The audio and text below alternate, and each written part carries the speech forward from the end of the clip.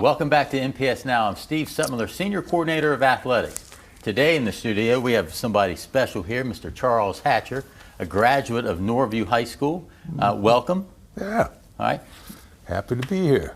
We're glad you're here.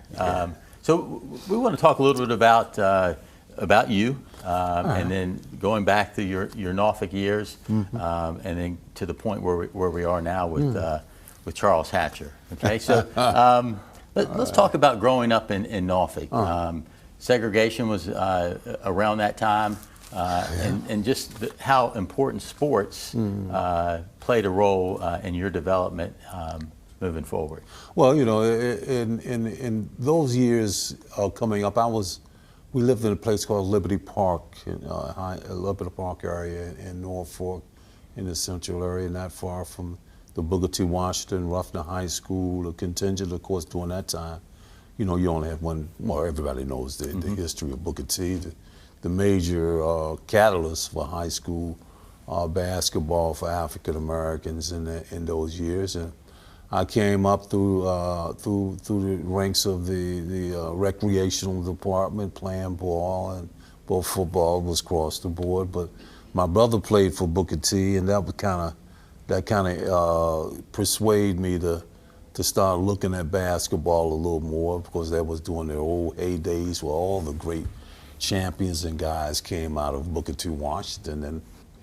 And at Ruffner, I was encouraged by guys of tremendous coaches like Sessoms, Clarence Sessoms, and Milburn, and a lot of great guys. And I had a knack, at a very early age, at, you know, like 13 or 14, I was playing with some big guys, you know, and I was getting pretty good, and grades were good. That was one of the more important things that my parents and the niche that we were coming into, grades was so important, because opportunities beyond high school and college, you know, was pretty much geared toward degree and whatnot. So it just by accident, I was in the area and playing in as a junior varsity in Booker T. I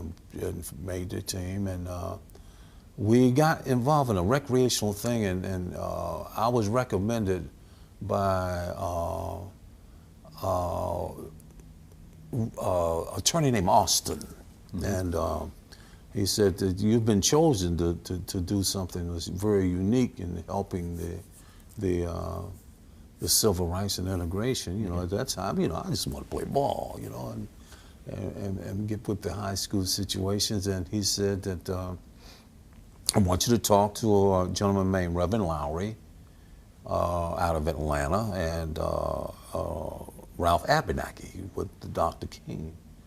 And we spoke with him, and, you know, they said that it was a guy, we want to really put a crust of some things in there. And a friend of mine named Andy Heidelberg was there. Andy's about a year older than me. He said, Andy's going to play football, and we want someone to integrate a major Southern high school in the South for basketball. And it was a guy named White that played baseball, and Clinton Woody played tennis, you know, so it was getting, you know, the guys in the sequence of the sports. And I said, we want you to, you know, check this thing out. And I did, and took the test. You know, you had to take tests. But Andy was the guy Andy Heidelberg, God bless his soul. He was, listen, man, you know, this is something that's historical, you know. And then when I finally got a chance to talk to Reverend King, you know, he said, you really have been chosen to do this, huh?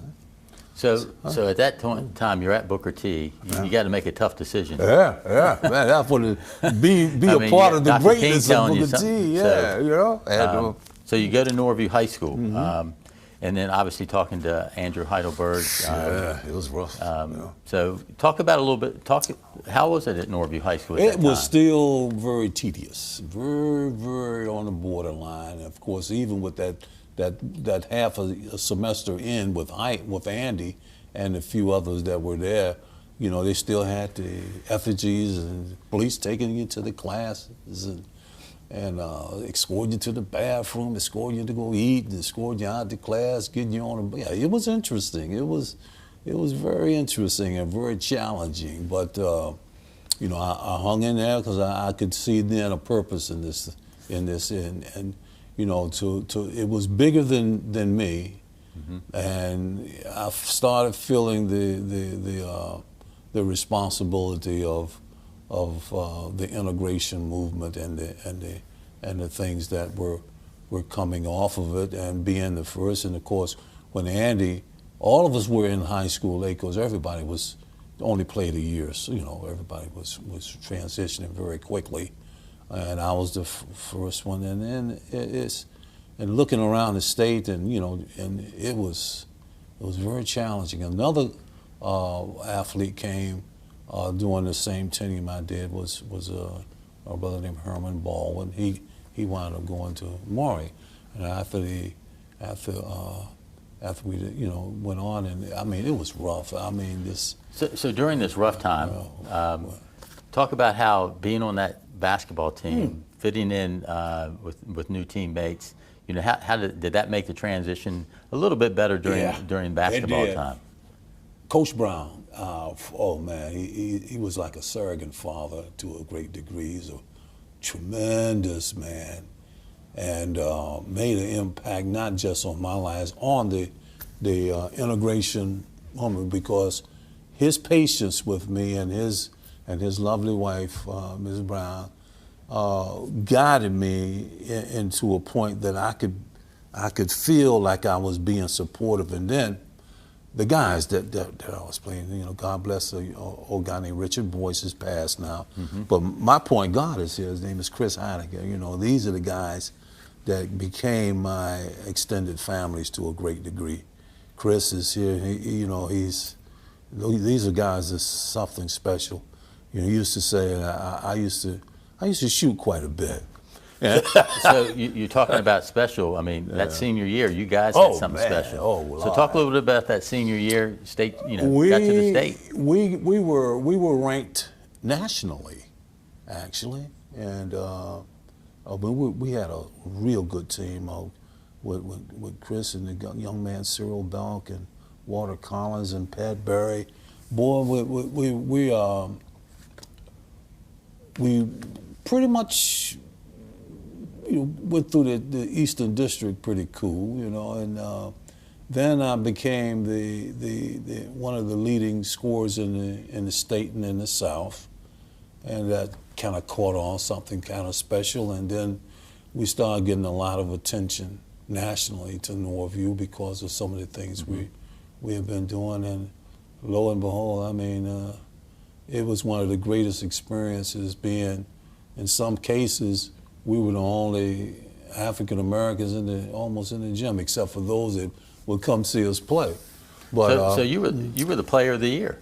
I was player of the year. First. I was the first African American in the city of Norfolk and the region to be player of the year. During that time, I was voted by the Norfolk Sports Club. Actually, a good friend of mine, Lefty Drizel, was my presenter. Very we nice. talked about that, but it was great, and being the first African American to make first team all state. How'd that make you feel? It was. I was proud. Yeah. I really was proud, not just for what I was doing and the things that I was opening up. I could see young kids coming to me, hey man, this is. I'm gonna do the same thing. I want to do it. It was a great feeling, and when I became the All-American on the Pepsi All-American team, I was able to meet the guys like his name is now is Kareem, but Lou Alcindor and Rick Mound and Willie Somerset. All these guys was on the national Pepsi-Cola All-American team. That was Ed Sullivan, man. That was big time stuff, you know. So things were really blowing, and guys like Chris. Well, I just keep blowing Chris's head. He was my point guard, but these are the guys that really made it happen for me because they made me feel special.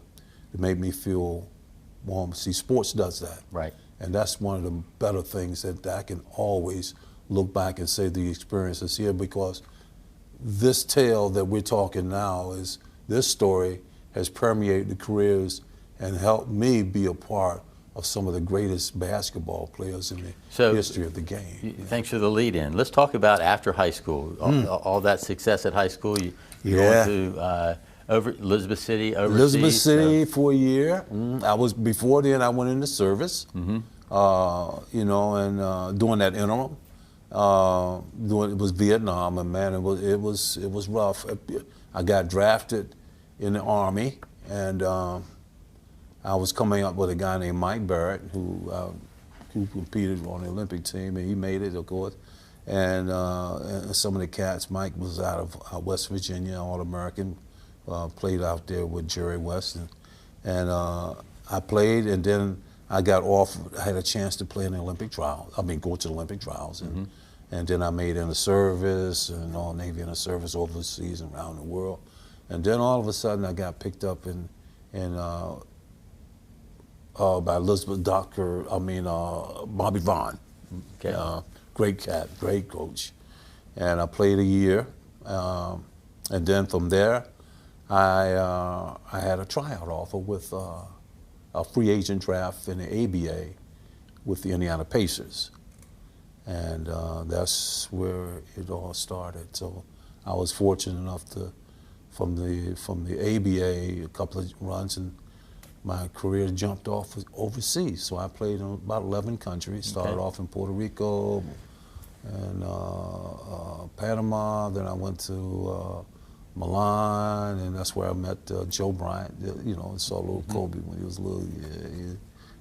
But and it carried on. You know, I had a great career overseas, and of course coming back when my sons Charles and Carl, and son had a chance to get drafted, and of course my stepson Dominique Wilkins was doing Braille, him and Gerald, and that's where it really took off, and we just started playing all over the world, and then got involved in the Retired Players Association. Yeah, so great career. All that experience from the high school to the collegiate to overseas has led you to this second career. Let's talk a little bit about what you're doing now, the motivation that you provide for student athletes. Talk about your program. So important. The genesis of it was the old CIA, Concerned Athletes in Action, out in Philadelphia with Wally Jones, and it came to Tidewater with CIA, and the genesis of it came out of that. And these, the seed was laid in because this was really the grandfather of clinician activity for the retired players all over the country, and we got involved in it, and you know, we take it so seriously because we have to be able to save our young. And we're in a dire situation, and it's been this way a long time. There's nothing that's indigenously packed in a one specific era. All the guys who have made a living playing a child's game, and that's all basketball is. You're just fortunate enough, and God bless you, to be able to make a living playing a child's game, football, other things. You got a responsibility to look back. And during our era, we had mentors, Pep Morris, Johnny Morris, you know, all these guys, my brother, you know, and they were mentors. These are guys that get yourself together and do something with, you know, because you know, you're responsible for more in life than me. And then I got hooked up with Dr. Richard Lapchick, one of the greatest guys, a Hall of Famer. His dad was the coach of the Knickerbockers, Red Lapchick. Met him at Virginia Wesleyan when I got a degree, and it is so important. We do all over the country with the Retired Players Association chapters, and our show is called Sports Inside and Out, Legends of Sports. It is comprised of all the great legends of sports at large. So you were able to come back and talk to students at Booker T and Norview. How'd that make you feel? And then how was it received? Well, for Booker T, it was a treat because I was able to get back to what it's a new Booker T now, but it was good because I got both sides of the fence. I started off at Booker T, and during that time, you know, some guys say, "Hey man, you turncoat, man, you flipped on us," you know. It hurt for a while when guys used to say things like that, you know. But I stayed on it and stayed true. But at Booker T, I can see the impact of Dr. Cynthia Watson and all the guys. And then when we start getting together and seeing the impact that the school board is making now, this is very innovative. This is tremendously, and hats off to you guys. This is very rare in this country, is to see a school system that has that type of visual impact outside of New York, which is a whole different ballgame. Mm-hmm. But it was good to be that, and then go back to Northview, a brand new school, and Chris took us back, you know, even though I'm visually impaired now. But just to get back and feel, you know, the pilot fever, you want to call it, you know, well, it was good. Well, number one, we want to thank you for coming down here. Hey, man, Number two, the pilots are on a roll this year. They're going to need you to come back and push them to that finish line. Hey, listen, I'm going to tell you point blank, we're going to be here for the MEAC. We're going to have some old cats, Neil Johnson, of course, one of the great squires in New York Knicks will be here, Wally Jones and myself, Leon Carey. We're going to be in impact of, hopefully we get my point guard, Chris. But we got a special treat because we're going to be bringing some of the guys back this year as well. Julius is coming back, Walter Davis. I might have my son Dominique Wilkins come in. Charlie said, we're going to do something for Al Bianchi, but we're also going to do something that's impactful for our fan constituency and the youth sometime in late April after Pharrell gets his thing out, or early May. Well, look forward to it. We definitely will look forward to that. And we appreciate all the support you've been giving everybody. And listen, you just call anytime you need us, or some of the guys, you know, to come in to do something special for us. Just call. All right. Just call. Thank you. Y'all drafted on the first round. How about that? I got you. Thank you. All right. All right. God More bless you. MPS Now after this.